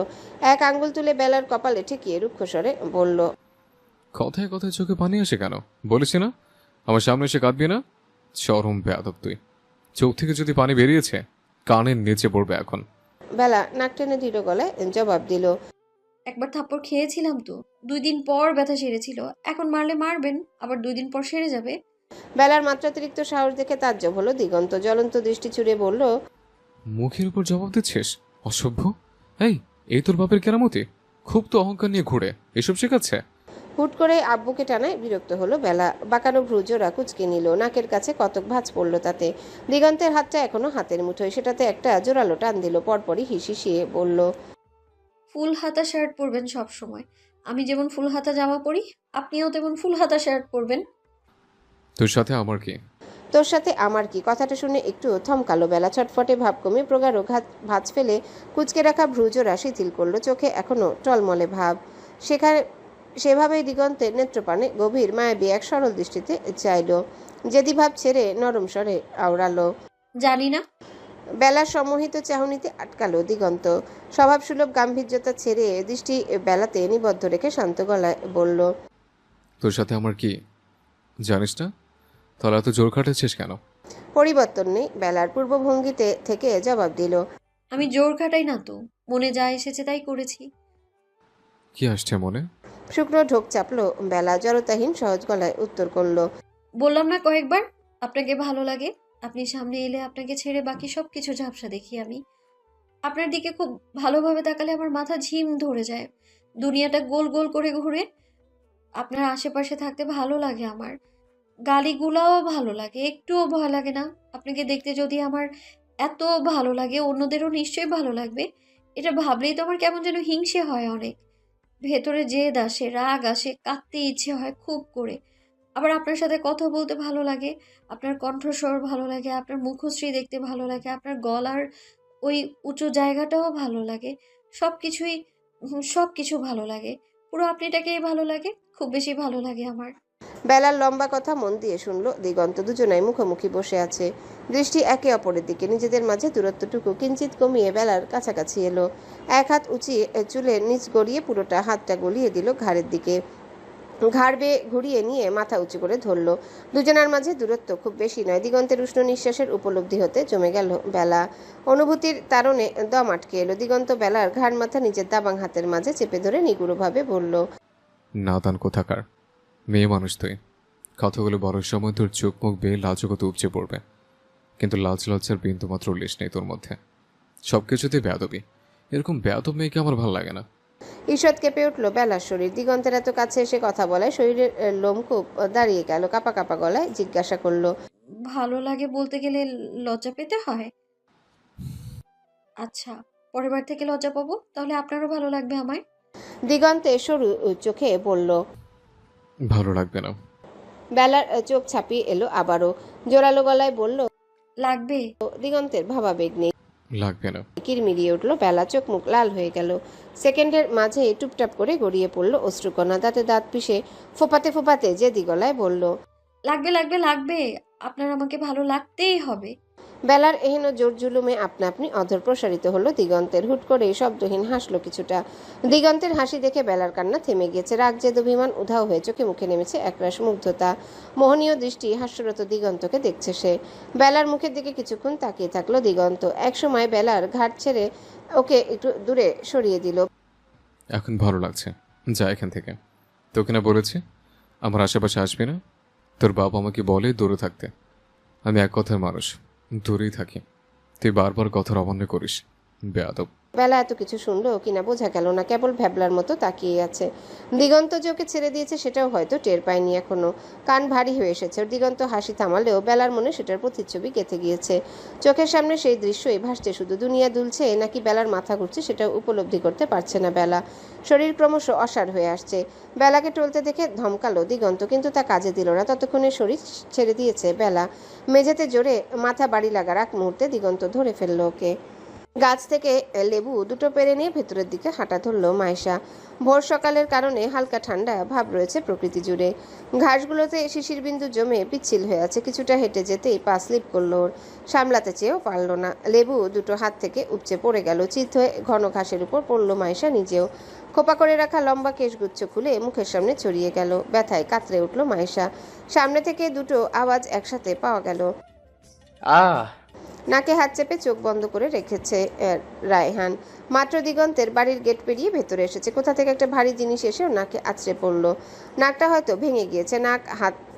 নাকে হাত ঘষতে ঘষতে চোখ মেলে তাকালো দেখার জন্য। তৎক্ষণাৎ চমকালো। চোখ জোড়া বড় হয়ে এলো। সামনে পড়ে থাকা মেয়েটাকে হুবহু সেদিনের অজ্ঞানরত মেয়েটার মতো লাগছে। ঠিক এভাবে চুলের আড়ালে মুখ লুকিয়ে রায়হানের কোলে পড়েছিল মেয়েটা। পরিধেয় বস্ত্রটাও একই। ব্যাকুল হয়ে সেদিকে এগিয়ে গেল রায়হান। মাথার কাছে আলগোছে বসে হাত বাড়িয়ে মুখের সামনে থেকে কিছুটা চুল সরিয়ে দিল। ভেসে এলো চোখ বুজে রাখা ব্যথাতুর এক সুন্দর রমণীর মুখশ্রী। চেনে রায়হান? হ্যাঁ চেনে, মেয়েটাকে দেখেছে কয়েকদিন আগে। এদিকে কোমরে বেশ আঘাত পেয়েছে মাইশা। ব্যথায় টনটন করছে কোমর। ডান পাটাও কেমন অবশ হয়ে গিয়েছে। ব্যথার কারণে গলা দিয়ে আওয়াজও আসছে না। হালকা নড়ানড়ি করার চেষ্টা করলো, তাতেই ব্যর্থ। মুখের উপর কারো হাতের উপস্থিতি টের পেয়ে পানি ভর্তি নয়ন টেনে খুলল মাইশা। রায়হানকে দেখতে পেয়ে লজ্জা পেল আকস্মিক। লোকটার সামনে পড়েছে ভেবে অস্বস্তিতে আবারও চোখ বুঝলো। ব্যথার লজ্জায় নিঃশ্বাস টানতেও কষ্ট হচ্ছে ওর। মাইশা ক্ষণকাল দেখলো রায়হান ও বোকা নয়। ওর চতুর মস্তিষ্ক দিগন্তের কথার রেশ আর মাইশার সাথে সব সমীকরণ মেলাতে ব্যস্ত হয়ে পড়ল। যদিও পুরোপুরি শিওর হতে পারল না, কিন্তু যা আজ করেছে তা ভুল সেটাও মানতে নারাজ ওর মন। গলা ঝেড়ে বলল, ব্যথা পেয়েছো খুব? মাইশা উত্তর দিতে পারল না। সেইভাবে গাঁট বেঁধে পড়ে রইল। রায়হান বুঝলো হয়তো মাইশার মনোভাব। কিছু না বলে ভেতরের দিকে চলে গেল। সদর দরজার সামনে আসতে দিশার বৃষ্টিকে পেল। রায়হান ওদের মাইশার কথা জানালো। সুরে তড়িঘড়ি করে বাগানের দিকে গেল দুজনে। কাঁদছে আর মায়ের শরীর ঝাঁকিয়ে বারবার ডাকছে প্রত্যাশা। মনার হুঁশ নেই। জ্বরের ঘোরে জ্ঞান হারিয়েছে হয়তো। ঘুম ভাঙার পর থেকে মনাকে এক নাগারেই ডেকে চলেছে প্রত্যাশা। এত ডাকার পরে উঠতে না দেখে ভয় পেয়েছে অনেক। বালিশের পাশে পড়ে থাকা ফোনটা ছোট দু হাতের মাঝে তুলে নিল। কল লিস্টের প্রথমে জল করে সেভ করা একটা নাম্বার। ছোট প্রত্যাশা পড়তে পারে না এখনো, তবে পাশের ছবিটা চেনে। ফোন চালাতে পটু না হলেও মায়ের দেখে কিছুটা আয়ত্ত হয়েছে। কল চিহ্নে চাপ দিয়ে ফোন দিল নাম্বারে। এটা ওর পাপার নাম্বার। কয়েকবার রিং বাজতে অপর পাশ হতে ফোন রিসিভ হলো। ভেসে এলো আধবয়স্ক পুরুষালী আওয়াজ। কিছু লাগবে? বাবার আওয়াজ ভেসে ঠোঁট ভেঙে কেঁদে উঠল প্রত্যাশা। ফোলা গালদয় লাল হয়ে গিয়েছে। আটকা আটকা গলায় বলল, মাম্মা উঠছে না, ভয় পেয়েছে পাপ্পা। মেয়ের কান্নারত আওয়াজ শুনে শোয়া থেকে উঠে বসলো জুনায়েদ। ফোন কানে চেপে মেয়ের সাথে কথা বলল কিছুক্ষণ। মিষ্টি বুলি আউড়িয়ে প্রত্যাশাকে বোঝাতে সক্ষম হলো এক পর্যায়ে। ফোন কাটলো না। প্রত্যাশার সাথে কথা বলতে বলতেই তৈরি হয়ে বাইরের দিকে ছুটলো। দিশার সাথে কথা বলে একটু এগোতে মিতালি সামনাসামনি পড়ল রায়হান। কিছু একটা ভেবে দিগন্তের কাছে না যাওয়ার সিদ্ধান্ত নিল। মিতালিকে কালকের ঘটনা সংক্ষেপে বলে তাকে দিগন্তের কাছে যেতে বলল। ও আর এক মুহূর্ত দেরি করলো না সেখানে। দ্রুত পায়ে তালুকদার বাড়ি ছেড়ে বাইক ছুটালো চট্টগ্রামের উদ্দেশ্যে। মাথায় জটলা পাখি আছে নানান চিন্তা ভাবনা। শান্তি মেলছে না ভিতরে। জ্ঞান হারায়নি বেলা, তবে মাথা ভনভন করে ঘুরছে। কান ভারী হয়ে আছে বলে দিগন্তের ডাক ওর কানে ভাঙা ভাঙা লাগছে। এদিকে দিগন্ত বেলাকে দু হাতের বন্ধনে নিয়ে ডাকছে। চোখের পাতা নড়ছে ওর। অনেকটা সময় নিয়ে নিজেকে ধাতস্থ করলো বেলা। কি রে শুনছিস? বেলা, এই বেলা ওঠ। চোখ খুললো বেলা। ওকে চোখ খুলতে দেখে রাগী স্বরে দিগন্ত ধমকালো, হুটহাট জ্ঞান হারানো কি তোর স্বভাব তো সয়ে দাঁড়িয়েছে? আগে তো কখনো দেখিনি, এখন এরকম কেন হচ্ছে? বেয়াদবি করতে করতে যদি শরীরে রোগ বাঁধিয়েছিস তাহলে কিন্তু তোর কপালে খারাপই আছে। ঠোঁট উল্টালো বেলা। ও অসুস্থ নয়, দুর্বল নয়, কিন্তু দিগন্তকে ভালোভাবে দেখলেই মাথা ঘুরে কেন এর কারণও নিজেও জানে না। সিঁড়ির কাছ থেকে কারো পায়ের আওয়াজ পেয়ে দিগন্ত ছেড়ে দিল বেলাকে। ছাড়া পেয়ে বেলা উঠে দাঁড়ালো। দিগন্ত উঠে দাঁড়াতে যাবে তার আগে ভেসে এলো বেলার চঞ্চলে গলার কথা। রোগ আমি বা দিয়েছি নাকি? আপনাকে ভালো লাগতে লাগতে এমনি তো থেকেই তো বেঁধে গেল। এতে আমার দোষ কোথায়? খালি খালি বেয়াদব বলার সুযোগ খুঁজে বেড়ান আপনি। দোষ কিন্তু আপনার, বুঝলেন? বেলার দিকে চোখ রাঙিয়ে তাকালো দিগন্ত, ধমকে উঠল।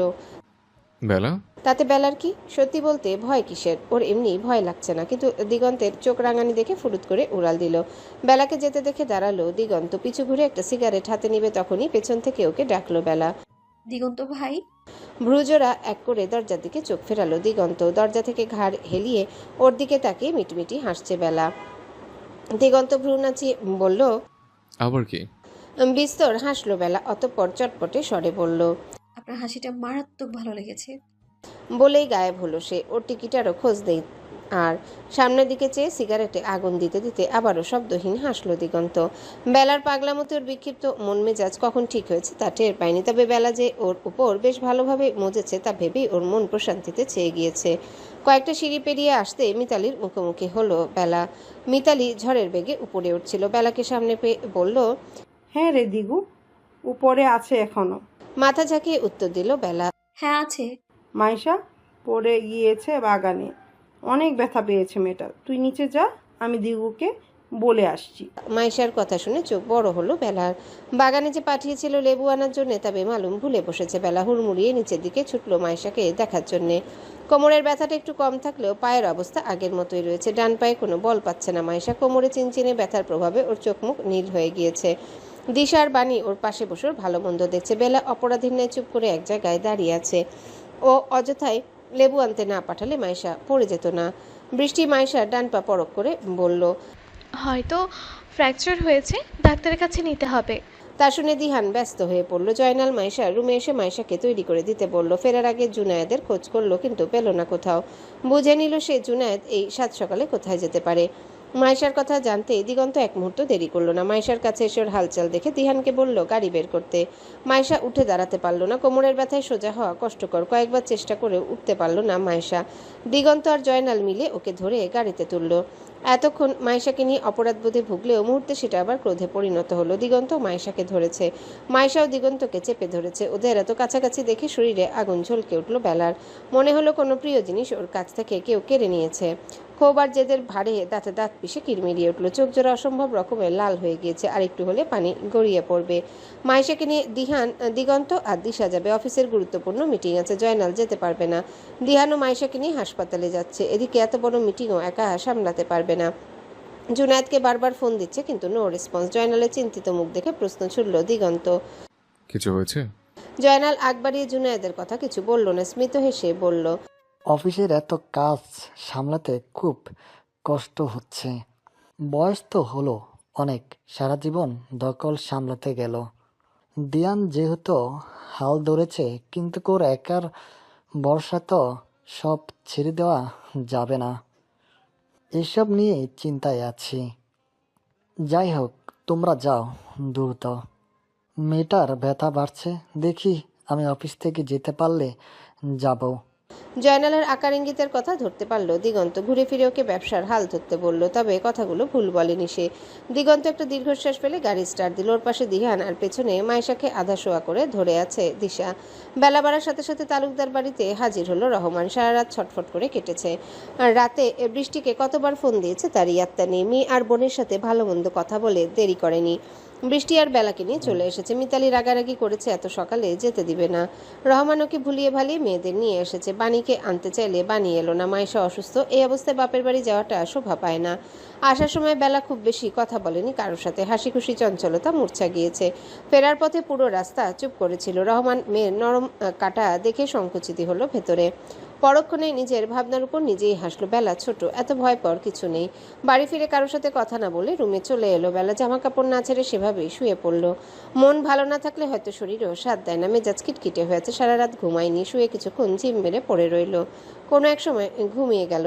দুপুরের কড়া রোদ চোখে মুখে আছড়ে পড়তেই ঘুম হালকা হলো বেলার। জানালা হাট খোলা থাকায় সম্পূর্ণ রোদটা বিছানার মাঝ বরাবর এসে পড়েছে। সকালে শীত ভাব ছিল বলে ফ্যান না ছেড়ে ঘুমিয়েছে। এখন ঘেমে নিয়ে একাকার হয়েছে। উঠে কাপড় চোপড় নিয়ে সোজা গোসল করতে চলে গেল। মাথায় গামছা পেঁচিয়ে আয়নার সামনে দাঁড়ালো বেলা। নিজের মূর্ছা যাওয়া প্রতিচ্ছবি ভালো লাগলো না।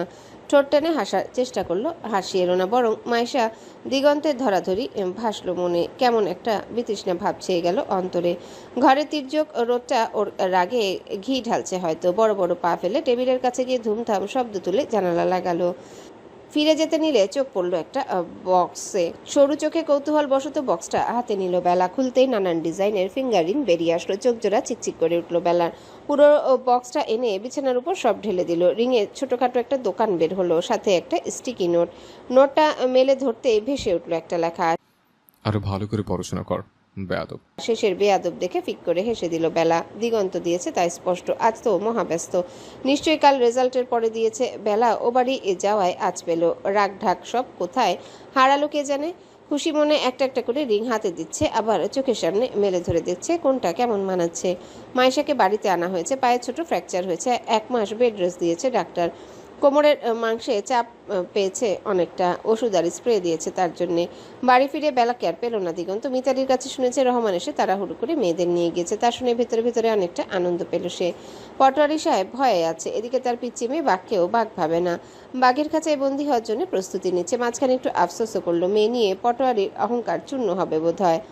রায়হানকে কয়েকবার ফোন দিয়েও পেল না। ক্লাবে গেল, সেখানেও নেই। ছেলেদের থেকে খোঁজ নিল, আজ আসেনি। আবারও ফোন দিল অপর পাশ থেকে, তা কেটে দিল রায়হান। সবশেষে রায়হানের উদ্দেশ্যে কয়েকটা গালি দিয়ে বিড়বিড়ালো দিগন্ত। শালা হারামজাদা, বউ হলে আরামসে দিন কাটাচ্ছে, আমার বউয়ের হদিস নাই অন্যের বউর খেদমত করতে হাতবেলা কাটে। মাত্র চট্টগ্রামে ঢুকেছে রায়হান। দিগন্তের কল দেখে কেটে দিল। চেতেছে দিগন্তের উপর। ফোন কেটে দিয়ে সঙ্গে সঙ্গে সুইচ অফ করে পকেটে ভরল। সত্যি যদি সেদিনের মেয়েটা মাইশা হয় তাহলে দিগন্ত অবশ্যই আগে থেকে জানে। সেদিনের এত কথা হলো, একবারও কিছু বলেনি। রায়হান প্রতিদিন নিখোঁজ বইয়ের গানা গায় দিগন্তের সামনে, কিন্তু দিগন্ত কোনো প্রতিক্রিয়া দেখায় না, মজা নেয় ওর কষ্টে। রায়হানের বাইক সোজা এসে থামলো কাজী অফিসের সামনে। দরজার কাছে এসে সব আশা ভরসা এক বালতি পানি পড়ল। কাজীর গেটে বিশাল তালায় মাকড়াসা সংসার বাঁধিয়েছে, পাশেই কাজীর বাড়ি। সেখানে গিয়ে খোঁজ করলো, কাজী সংসার নিয়ে ঢাকা গিয়েছে। মাথায় হাত পড়লো রায়হানের। সেদিন সই করার সময় মেয়েটার নামটা দেখলে আজ আর এত খাটনি খাটতে হতো না। মুখ থেকে হেলমেট খুলেনি বিধায় সেদিনের লোকগুলো রায়হানকে দেখেও চিনতে পারলো না। এই ফায়দা নিল রায়হান। একজনকে ওদের বিয়ের ঘটনা অপ্রত্যক্ষভাবে কিছুটা বলে জানতে চাইলো মেয়েটাকে কেউ চিনে কিনা। চিনে না কেউ। ঢ্যামনা রায়হানের মাথায় বুদ্ধি তো এলো মাইশার ছবি দেখাবে, কিন্তু হাই কপাল, মাইশার কোনো ছবি নেই ওর কাছে। ব্যর্থ হয়ে একটা পাহাড়ের কাছে এসে বসলো। সেখানে অনেকটা সময় ব্যয় করে বাইকের কাছে আসতে নিলে মুখোমুখি হলো স্বল্প পরিচিত একজনের সঙ্গে। সোফায় বসে দুপা নাচিয়ে নেচে আয়েশ করে চকলেট খাচ্ছে প্রত্যাশা, গালে মুখে মাখিয়েছে অনেকটা। বিছানায় বেঘরে ঘুমাচ্ছে মনা। মাত্রাতিরিক্ত মানসিক টানাপোড়ানে জ্বর উঠেছিল। সর্বক্ষণ ডিপ্রেশন থেকে মানসিকভাবে দুর্বলতা গ্রাস করছে। ডাক্তার দেখছে ওকে, ওষুধের প্রভাবে ঘুমিয়ে আছে এখন। প্রত্যাশার কেয়ারটেকার প্রত্যাশার হাতে চকলেট ধরিয়ে দিয়ে ফোনে গুজুর গুজুর ফুসুর ফুসুর করছে। ফোন আলাপে মহাব্যস্ত। জুনায়েদ মনাকে ওষুধ দিয়ে অফিসে চলে গিয়েছে। দুপুর গড়িয়ে বিকেল হয়ে এসেছে। ফোন আলাপে ব্যস্ত থাকে প্রত্যাশাকে দুপুরের খাবার খাওয়াতে ভুলে বসেছে। প্রত্যাশা খাওয়ার কথা বললে ওর হাতে একটা করে চকলেট ধরিয়ে দিচ্ছে মেয়েটা। ছোট প্রত্যাশা খিদে সহ্য করতে পারে না। একে একে অনেকগুলো চকলেট খেলেও পেট ভরেনি। শেষ চকলেটটা চেটেপুটে খেলেও ওর পেট চলছে। ঠোঁট ফুলিয়ে কেঁদে উঠল। অনেকক্ষণ যাবৎ কেঁদেই চলেছে, কিন্তু মেয়েটার ফোনে এতটা ডুবে গিয়েছে যে সে কান্না কানে লাগেনি। জুনায়েদ অফিস থেকে সরাসরি এখানে চলে এসে নিচ থেকে প্রত্যাশার কান্নার আওয়াজ শুনে দ্রুত পায়ে উপরে উঠল। সোফায় বসে কান্না করছে প্রত্যাশা, চোখ মুখ ফুলে উঠেছে। চকলেটগুলো গালে মুখে শুকিয়ে গিয়েছে। ওকে কোলে নিয়ে জুনায়েদ কেয়ারটেকার মেয়েটাকে আচ্ছা মতো ঝাড়ল। মনার এত সবে কোনো হুঁশ নেই, ও ঘুমিয়ে আছে। হাই ডোজের ঘুমের ওষুধ মিশ্রিত থাকায় ও টের পাবে না এত সহজে। মেয়েটাকে গালাগাল করে কাছ থেকে ছাড়িয়ে দিল। অতঃপর প্রত্যাশাকে পরিষ্কার করে ওকে খাইয়ে ঘুম পাড়িয়ে দিল। পরীর মতো মেয়েটাকে খুব ভালোবাসে জুনায়েদ। কোনো কালেই মেয়ের আশা ছিল না ওর মনে। প্রথম স্ত্রীর ছেলে হয়েছিল বলে সে সংসার টিকেছিল। যখন শুনেছিল মনার মেয়ে হয়েছে তখন ভেবে নিয়েছিল মেয়েটাকে সরিয়ে দেবে, কিন্তু যখন মেয়ের মুখ দেখলো আর পারল না সে কাজ করতে। ফুটফুটে মেয়েটার সৌন্দর্যে মায়ের থেকেও দ্বিগুণ বেশি। এত সুন্দর মেয়ের বাবা হওয়ার লোভ হলো জুনায়েদের। এই মেয়ে ওর অংশ ভাবলেও অবাক হয়। প্রত্যাশাকে ঘুম পাড়িয়ে মনাকে অনেক ডাকাডাকি করে ঘুম থেকে তুলল। জুনায়েদকে দেখে মনা আবারও মুখ কুচকে নিল। আমাকে 2 দিন একা ছাড়েন, দোহাই লাগে। গ্লাসে পানি ঢালতে ঢালতে জুনায়েদ বলল, যতদিন আমি বেঁচে আছি ততদিন এইভাবেই চলবে। তোমার বাপ ভাই আমার টাকায় পায়ের উপর পা তুলে খাচ্ছে, নেকামি করবে না। দাঁত খিচে পেটে থাকা কথাগুলো হজম করে নিল মনা। কিছুতেই সহ্য হচ্ছে না লোকটাকে। উপায় নেই ওর কাছে, মুখ বুজে সয়ে যেতে হবে সব। রোকেয়া তালুকদার এর হাতে কাজ করে দিয়ে বাড়ি ফিরছিল রেহানা। ফেরার পথে দূর থেকে একজনকে দেখে চিনতে অসুবিধা হয়নি তার। রায়হানের সামনে এসে দাঁড়াতে রায়হানও চিনতে পারেনি রায়হানের সামনে এসে দাঁড়াতে রায়হানও চিনতে পারে রেহানাকে। ভালো মন্দ কথার মাঝে রেহানা রায়হানকে ধরে বেঁধে পাশের এলাকায় তার বাড়িতে নিয়ে আসে। রায়হান প্রথমে যেতে চাইছিল না, পরে কি ভেবে যেন রেহানার কথা ফেলল না।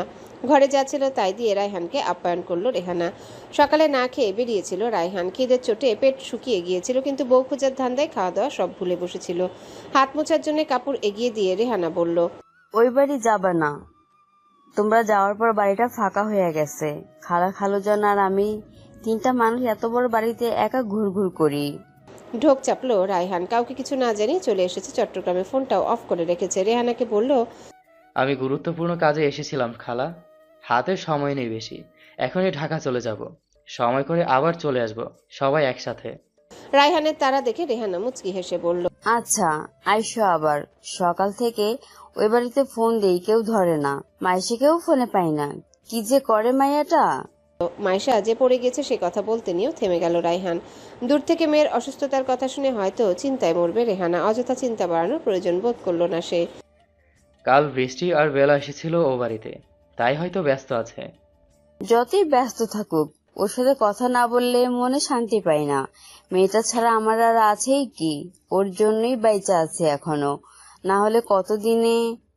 মাইশার সম্পর্কে জানার জন্য রায়হানের কৌতূহল বাড়ল। রেহানা একের পর এক কথা বলছে, সেসব মন দিয়ে শুনছে আর চোখ ঘুরিয়ে ফিরিয়ে রুমটা দেখছে।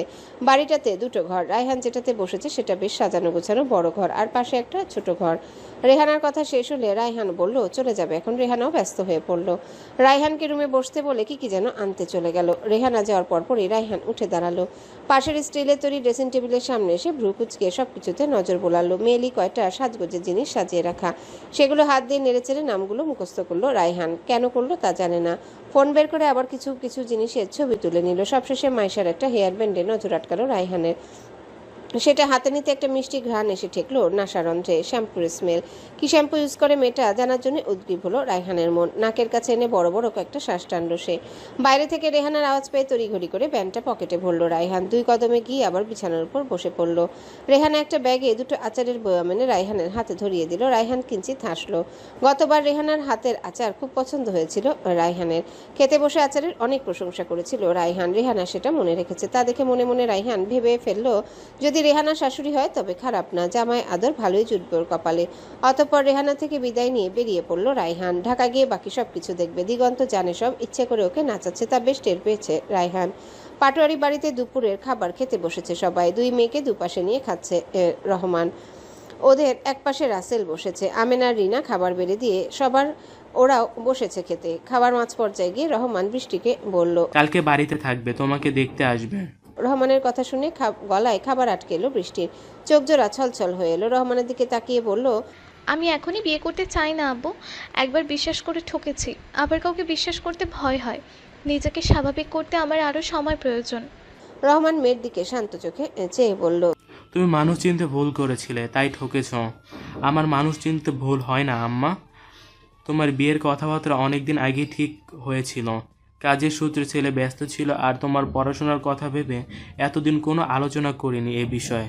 গতকাল ছেলে এসেছে কিছুদিনের ছুটিতে, এর মাঝে বিয়ে দিতে চায় পরিবার। সব দিকে বিবেচনা করে আমিও মানা করিনি। বৃষ্টির গলা দিয়ে খাবার নামলো না। কিছুক্ষণ জিম মেরে বসে থেকে হাত ধুয়ে রুমে চলে গেল। উপস্থিত সবাই বৃষ্টির দিকে তাকিয়ে আছে। রহমান একটা বড় শ্বাস ফেললো।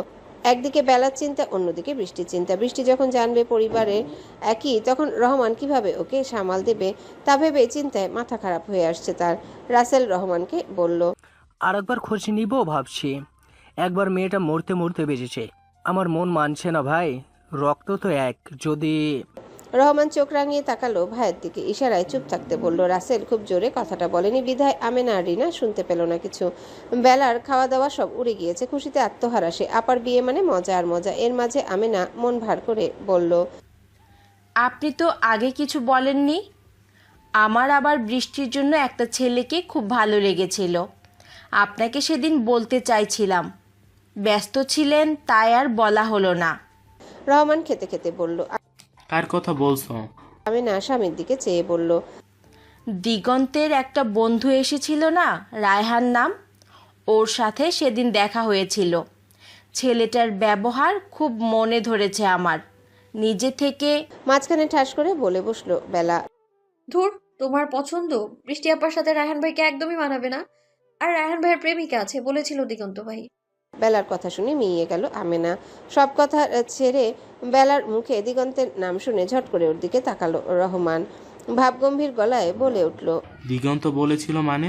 ওর সাথে তোমার কথা হয়? তুমি ওই ছেলের সাথে কথা বলো? ভোলা ভোলা মুখ করে রহমানের দিকে তাকালো বেলা। চোখ জোড়া কিঞ্চিত বড় বড় করে বলল, কথা বলবো না আব্বু? দিগন্ত ভাইয়ের সাথে বেশি কথা হয় না তো আমার। লোকটাকে দেখলে আমার ভয় করে অনেক। 10 হাত দূর দিয়ে চলি। ওই যে বানিয়াপার বিয়ে একটু একটু কথাও হয়েছিল, তারপর সামনে পেলাম, সালাম দিলাম, কেটে পড়লাম। ঠিক করি না? ডাহা মিথ্যা কথা বলে মনে মনে কয়েকবার তওবা কাটলো বেলা। এছাড়া আর উপায় কি? ও দেখেছে রহমান দিগন্তের নাম শুনলে কেমন যেন রেগে যায়, তাই কোনো বাজবিচার ছাড়াই উত্তর দিল। রহমানের কাছে মিথ্যা বলে নিজের ভালো করলো নাকি খারাপ তা টের পেল না বেলা। এত সব বোঝার বয়স হয়নি ওর এখনো। চোখে রঙিন চশমা লেগেছে। জীবনে কোনোদিনও মিথ্যা না বলা মেয়ে খুব সাবলীলভাবে আব্বুকে মিথ্যা বলে দিল। ঠিক ভুলের বিচার হারিয়ে মিথ্যা বলে ফেললো। অথচ দিগন্তকে নিয়ে ওর মনে বিন্দুমাত্র ভয় নেই। ওর সাথে দুদণ্ড কথা বলার জন্য চাতক পাখির ন্যায় অপেক্ষা করছে। আমেনা কাছ থেকে ফোন এনে বালিশের নিচে লুকিয়ে রেখে তবে খেতে বসেছে। এদিকে রহমান মেয়ের কথা শুনে শান্তি পেল। যা হয়েছে তা নির্দ্বিধায় বলল তাকে বেলা। এই জন্য মেয়েদের প্রতি তার বিশ্বাস অনেক। যদিও তার ব্যস্ততার সুযোগ নিয়েছিল বৃষ্টি, কিন্তু সহজ সরল ছোট মেয়েটির প্রতি তার অফুরন্ত আস্থা। রহমানের কথা বাইরে গিয়ে কোনো কাজ করবে না সে। অটুট বিশ্বাস নিয়ে বেলার মাথায় হাত রেখে রহমান বলল, একদম ঠিক করলেন আম্মা। বাড়তি কথা বলার প্রয়োজন নেই। আর আমার পারমিশন ছাড়া এরপর কোনোদিন ও বাড়িতে যাবে না। আপনি মন দিয়ে পড়াশোনা করেন, আব্বু আপনার জীবন গুছিয়ে দিতে সর্বোচ্চ চেষ্টা করবে। আব্বুর আদরে গলে গেল বেলা। ঠিক ভুল কি করেছে তার কিছুই মনে রইল না। খেতে খেতে পুরো টেবিল মাতিয়ে রাখলো বৃষ্টির বিয়েতে কি করবে না করবে তা নিয়ে। রাসেলও ভাতিজির সাথে তাল মিলাচ্ছে। এতক্ষণ বৃষ্টির রুমে ছিল। ওর কাছ থেকে নিজের রুমে এসে দুম করে বিছানায় শুয়ে পড়লো বেলা। আবারও শটান হয়ে উঠে বসলো। ধুমধাম করে হেঁটে গিয়ে দরজা ছিটকিনি তুলে আবারও এসে শুয়ে পড়লো। বালিশের তল থেকে ফোন বের করে ফোন দিল দিগন্তকে। ক্লাবের ছেলেদের নিয়ে আলোচনা করছে দিগন্ত। অন্য সময় হলে বন্ধ রাখতো ফোন, আজ রাখিনি। মায়েশা অসুস্থ, কিছু প্রয়োজন হলে ফোন দিতে বলেছে ওকে। কথাবার্তার মাঝে ফোন ভাইব্রেটের শব্দ পেয়ে টেবিলে রাখা ফোনের দিকে তাকালো সে। ভ্রুজোড়া আপনা আপনি বেঁকে গেল। আমিনার নাম্বার থেকে ফোন এসেছে। অবেলায় ফোন দিচ্ছে কেন ওকে? দলের ছেলেদের সাথে গুরুত্বপূর্ণ কথা চলছে। রায়হান আরও দুজন একসাথে না থাকায় নিজেদের মধ্যে ভেজাল লেগেছে। সেসব সমাধান করছে সে। ফোনটা কেটে দিল। দিগন্ত ফোন কেটে দেওয়াতে ঠোঁট উল্টালো বেলা। প্রথমে অভিমান করে ভাবলো আর ফোন দিবে না, পরে আবার কি হলো ভাবনা চিন্তা সাইডে রেখে পুনরায় কল লাগালো। যতক্ষণ ধরবে না ততক্ষণ দিতেই থাকবে বেলা। লাগাতার কয়েকবারও ফোন কাটলো দিগন্ত। এতে বেলার জেদ বাড়ল। শোয়া থেকে উঠে বসে চোখ মুখ লাল করে আবারও ফোন দিল। বিরক্ত হলো দিগন্ত। কথার মাঝে বারবার আটকে যাচ্ছে সে। ফোন বন্ধ করতে চাইলেও পারল না। আবারও কল ঢুকেছে বেলার। এবারে ফোন রিসিভ করে চড়া গলায় বলল, কেটে দিচ্ছে, বুঝিস না ব্যস্ত আছে। সবসময় বেয়াদবি না করলে শান্তি পাস না? বড় হয়েছিস না? বাচ্চামা কমা, অসভ্য মেয়ে। বলেই কেটে দিল ফোন। এদিকে রাগে ফুঁসছে বেলা। জোরে জোরে শ্বাস টানছে। দিগন্ত ফোন কাটার পরও আবারও ফোন লাগালো। সুইচ অফ করে দিয়েছে। ওকে কথা বলার সুযোগও দেয়নি। তার আগেই বন্ধ করে দিয়েছে ফোন। এবার সকলের রাগটাও মাথায় চাড়া দিয়ে উঠল বেলার। মাইশার কথা ভুলে বসেছিল মুহূর্তে, সেটা আবারও জলজল করে ভেসে উঠল ওর মনে। রাগে দুঃখে কেন যেন ছটফটিয়ে উঠল। এক পর্যায়ে ডুকরে কেঁদে উঠল। ফোনটা আছাড় মেরে বিছানায় ফেলে রাখলো। টেবিলের কাছে গিয়ে ড্রয়ার টেনে হিচড়ে খুলল। সেখান থেকে লুকিয়ে রাখা রিংগুলো সব বের করে জানালা দিয়ে ছুঁড়ে মারল বাইরে। একের পর এক শ্বাস টানছে বেলা। মাথা ঘুরছে ওর। রাগে দাঁতে দাঁত পিষছে। দিগন্ত কেন কথা বলল না ওর সাথে? এটা ভাবলেই জেদে মাথা চুল টানতে ইচ্ছা করছে ওর। মাত্রাতিরিক্ত হাইপার হওয়ার দরুন ভন ভন করে কানের চারিপাশে শব্দ করছে। হেঁচকিও উঠে গিয়েছে। একটু চোখের পানি পড়লেই হেঁচকি উঠে যায় ওর। মুখে হাত চেপে ধরে কোনো মতে ওয়াশরুমে গিয়ে ট্যাপ ছেড়ে দিল। মাথা গড়িয়ে পানি পড়ে পুরো শরীর ভিজিয়ে দিল। ঠান্ডা পানি দিয়েও ঠান্ডা হচ্ছে ওর ভেতর। কোথায় যেন ভীষণ জ্বালাপোড়া করছে বেলার। হেঁচকির শব্দ যেন বাইরে না যায়, তাই মুখে হাত চেপে রেখে কাঁদছে আর বিলাপ করছে। পাগলের ন্যায় বিড়বিড় করছে বেলার সাথে। দিগন্তের উপর এক পাহাড় অভিমান আর ক্ষোভ ঝাড়ছে। হ্যালো বন্ধুরা, পরবর্তী পার্ট খুব তাড়াতাড়ি আসবে, তো সবাই অপেক্ষায় থাকো। আর চ্যানেলটি যারা এখনো সাবস্ক্রাইব করোনি তারা পরবর্তী পার্ট দেখার জন্য চ্যানেলটি সাবস্ক্রাইব করে রেখো। ধন্যবাদ সবাইকে, আমাদের সাথেই থেকো।